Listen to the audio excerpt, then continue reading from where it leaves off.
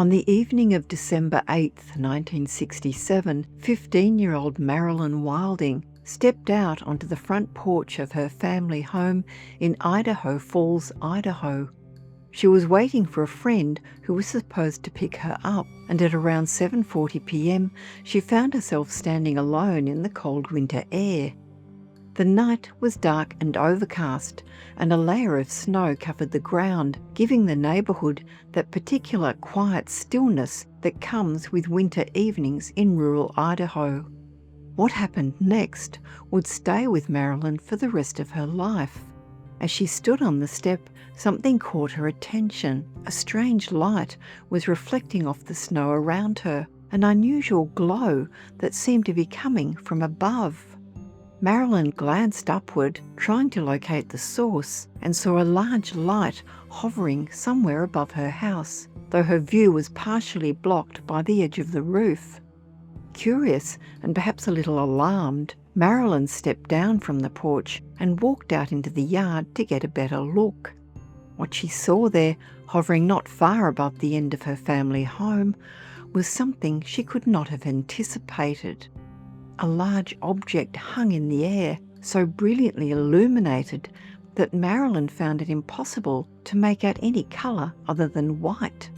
The intensity of the light was almost overwhelming. The object itself was circular in shape, and Marilyn would later describe it as being about as big as a car. It was close, remarkably close. When she later spoke to the investigator from the National Investigations Committee on Aerial Phenomena, or NICAP, she explained that it was near enough that someone could have thrown a rock at it and hit it. Her best estimate placed the object at no more than 100 yards away from where she stood, hovering somewhere between 50 and 100 feet above the ground. As Marilyn stood there in her yard watching this impossible object hang motionless in the winter sky, it began to move. It tipped and rotated partially, and as it did so, Marilyn was able to see something she had not noticed before. The craft had a domed top, and this dome appeared to be transparent. Through the transparent dome, despite the intense glare of the light emanating from the object, Marilyn could make out the indistinct outlines of two figures. The brightness made it impossible for her to see any details about these occupants. No features, no characteristics, nothing that might tell her what they looked like or who they were. But they were there, two figures visible through the dome. The realization of what she was seeing was no doubt startling. A teenage girl standing in the snow on a December evening, watching a craft that seemed to defy everything she understood about the world, and inside it, two apparent beings. Marilyn's first instinct was to get someone else to see this, to have another witness to what was happening.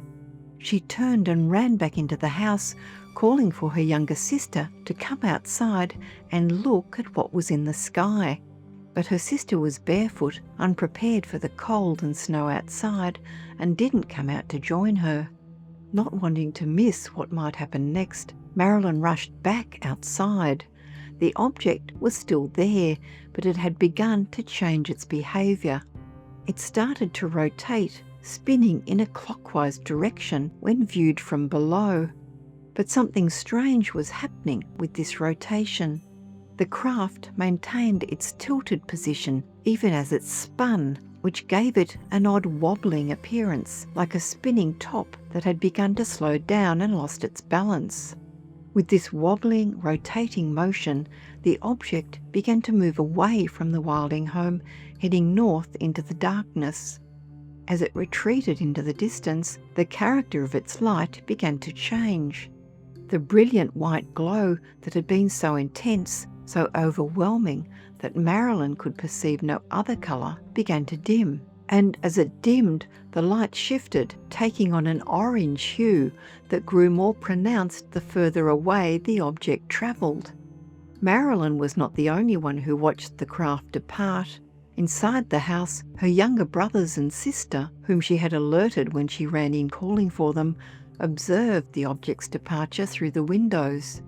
They may not have seen the transparent dome or the figures within, but they saw enough to know that something extraordinary had passed over their home that night. The entire incident, from the moment Marilyn first noticed the light reflecting on the snow until the orange glow disappeared into the northern sky, lasted approximately 3 minutes. In that brief window of time, a 15-year-old girl had experienced something that would later be classified as a close encounter of the third kind, the designation used for UFO sightings that include observations of occupants or entities associated with the craft. When Marilyn provided her written report of the incident, she was careful to include the names of the Schuld family, neighbours who had also witnessed the event. Her parents, Mr. and Mrs. Wilding, were not at home when the sighting occurred. The only primary witness was Marilyn herself, with her younger siblings and her neighbours, the Schultz, being more accurately categorised as secondary witnesses. The case was investigated by C. Reed Ricks, who forwarded the details to NICAP. In analysing the incident, investigators noted that Marilyn's account contained some striking similarities to an encounter reported by Mrs. Frederick Morland more than 8 years earlier.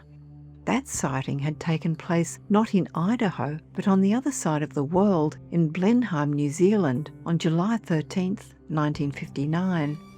Mrs. Morland, a mother of 5 who worked part-time as a nurse's aide, had been walking to her barn in the early morning darkness when she observed a saucer-shaped craft hovering at rooftop level, approximately 15 feet above the ground. Like the object Marilyn would later describe, the craft featured a transparent dome, and inside it, Mrs. Morland could see 2 figures dressed in close-fitting suits of shiny material, which she compared to aluminium foil. The occupants wore opaque helmets that rose straight from their shoulders, and though she could not make out their faces, she observed that one of them stood and appeared to lean forward as if looking down. The craft eventually tilted slightly before shooting vertically into the clouds with a soft, high-pitched sound. Despite the 8 years and thousands of miles separating the two incidents, the core elements were remarkably consistent. A domed, disc-shaped craft at close range and 2 humanoid figures visible through a transparent enclosure. The Idaho Falls sighting has also been compared to another incident that had occurred in Rary, Idaho, just a little more than a month before Marilyn's experience. On November 2, 1967, 2 young men named Guy Tossi and Will Begay were driving south on Highway 26 just outside Rary when, at about 9:30 p.m, a blinding flash of light appeared in front of their car. A small domed craft materialised on the road ahead, hovering about 5 feet above the highway. Like the objects described by both Marilyn and Mrs. Morland, this craft featured a transparent dome, and through it the 2 witnesses could see 2 occupants inside. In this case, however, the encounter escalated dramatically. The dome opened and one of the beings emerged, floating to the ground before entering the car and taking position behind the wheel. The terrified witnesses were transported into a nearby wheat field before Guy managed to flee on foot to a neighbouring farmhouse. The incident, which lasted approximately 15 minutes, was also investigated by C. Reed Ricks for NICAP. Both the Moreland and Rary encounters have been covered previously on the channel, and links to them will be provided at the end of the video for those interested.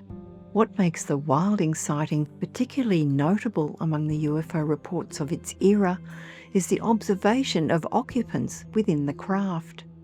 The case belongs to a specific category of encounters in which beings were seen in or on the associated object, rather than outside of it.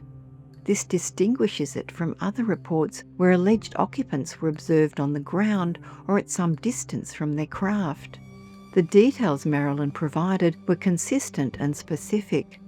The the circular shape of the object, its size comparable to an automobile, the transparent dome revealing two figures within, the clockwise rotation, the wobbling motion, the northward departure, the colour change from white to orange as it receded. These elements came together to form a coherent account that investigators found compelling enough to document and preserve.